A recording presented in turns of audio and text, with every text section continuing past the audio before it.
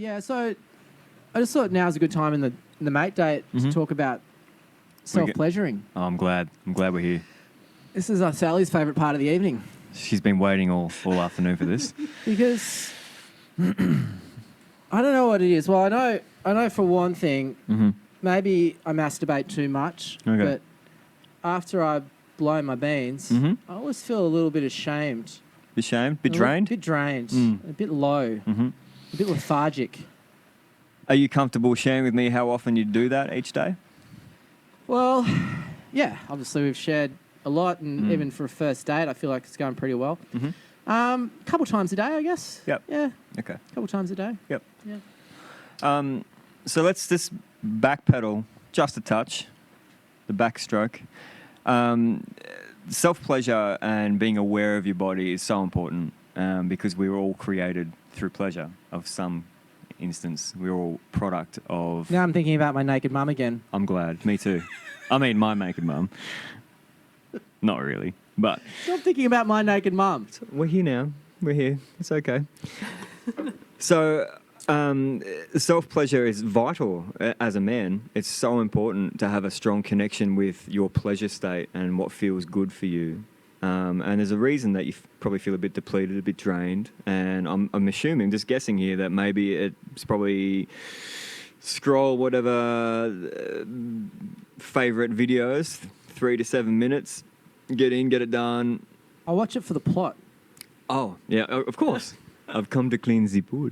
Of course, same, of course. I want to be a pool cleaner one day. I need to know the you've got to ropes. aspire to that. Or a pizza delivery guy with no pants on, you know, that's a But thing. I feel like, it's always almost been pushed onto me that watching porn is what you do as a guy and that there's nothing wrong with that. Nobody's ever told me there's anything wrong with that. But I never feel that good about it afterwards because I feel like all of those women are somebody's daughter, Sister, mother, grandmother even. Could be. Depending on the site. Depending on the category. So I think it's important to have a healthy relationship with your pleasure state and with your self-pleasure state. And unfortunately, watching porn doesn't really create the safety or the space for you to have a healthy relationship with your self-pleasure. Because we're conditioned. We're so conditioned to get in there, wham, bam, thank you, ma'am, 2 pumps, we're done. 3 to 7 minutes, and that translates to our actual intimacy with our partners. And for me, my experience is my relationship with porn was very unhealthy, and it translated in erectile dysfunction. I was only 23, 24, and could not for the life of me get a hard-on with my partner, and it created such a dramatic dynamic, and it was so hard, pun intended. Not hard enough. Yeah, clearly. And what it was is my conditioning around porn. So I didn't understand what turned me on. I didn't understand what felt good for me. That wasn't just about my cock and balls. That wasn't just related to that. I had no idea what touch felt like for me and how I was responsible for my own pleasure. So I went on a bit of a journey of a porn detox. So what I suggest, if you're open to it, is the next 2 weeks, just cut porn out altogether. And if you do want a self-pleasure to the point where you're just about to blow your baby batter and pull back and just stop. Is that called edging? It is called edging.